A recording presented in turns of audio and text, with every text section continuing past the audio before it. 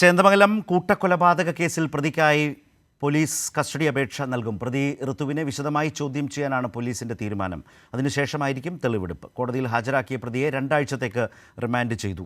ഇപ്പോൾ വിശദാംശങ്ങളുമായി ഉമേഷ് ചേരുകയാണ്. ഉമേഷ്, ഇപ്പോൾ ഈ കേസിൽ പ്രതി റിമാൻഡിലാണ്.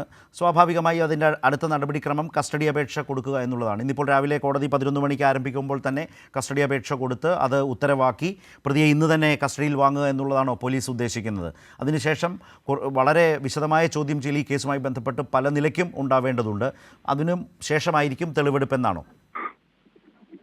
അതെ ശരത്ത്, ഇന്ന് തന്നെ കസ്റ്റഡി അപേക്ഷ കൊടുക്കുമെന്ന് അല്പം മുമ്പ് റൂറൽ എസ് പി പറഞ്ഞിട്ടുണ്ട്. 11 മണിക്ക് തന്നെ കൊടുക്കാനാണ് അവർ ഉദ്ദേശിക്കുന്നത്. പ്രൊഡക്ഷൻ വാറന്റ് കൂടി ഇഷ്യൂ ചെയ്യേണ്ടതുണ്ട്. അങ്ങനെ പ്രൊഡക്ഷൻ വാറന്റ് ഉത്തരവായാൽ പ്രതിയെ കോടതിയിൽ ഹാജരാക്കും. അതിനുശേഷം കസ്റ്റഡി അപേക്ഷയിൽ വാദം കേട്ട് കസ്റ്റഡിയിൽ വിടുക എന്നുള്ളതാണ്. ഉത്തരവ് ഇന്നുണ്ടാകുമോ എന്നുള്ളത് ഉറപ്പില്ല. ഒരുപക്ഷെ തിങ്കളാഴ്ച ആയിരിക്കാം കസ്റ്റഡിയിൽ വിടുക.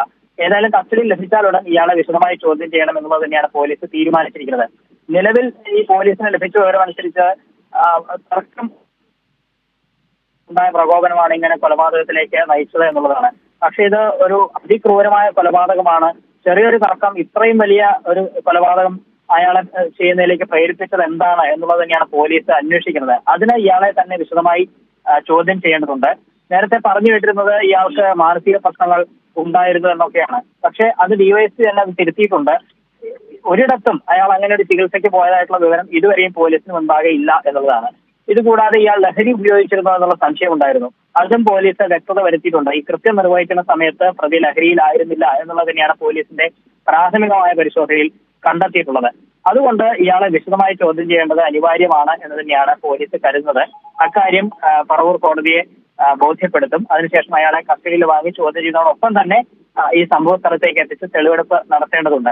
ഈ തെളിവെടുപ്പ് പോലീസിനെ സംബന്ധിച്ചൊരു വലിയ വെല്ലുവിളിയാകും. കാരണം വലിയ ജനരോഷം അവിടെ ഉണ്ടാകാനുള്ള സാധ്യതയുണ്ട്. ഇന്നലെ തന്നെ പറവൂർ കോടതി പരിസരത്ത് അത് കണ്ടതാണ്. പറവൂർ കോടതി പരിസരത്തേക്ക് ഇയാളെ കൊണ്ടുവന്ന സമയത്ത് നാട്ടുകാർ ഇയാളെ കയ്യേറ്റം ചെയ്യുന്ന സംഭവമൊക്കെ ഉണ്ടായി. അത് അവിടെ നിന്ന് ആ പ്രതിയെ കൊണ്ടുപോകാൻ പോലീസ് നന്നായി പണിപ്പെടുകയും ചെയ്തു.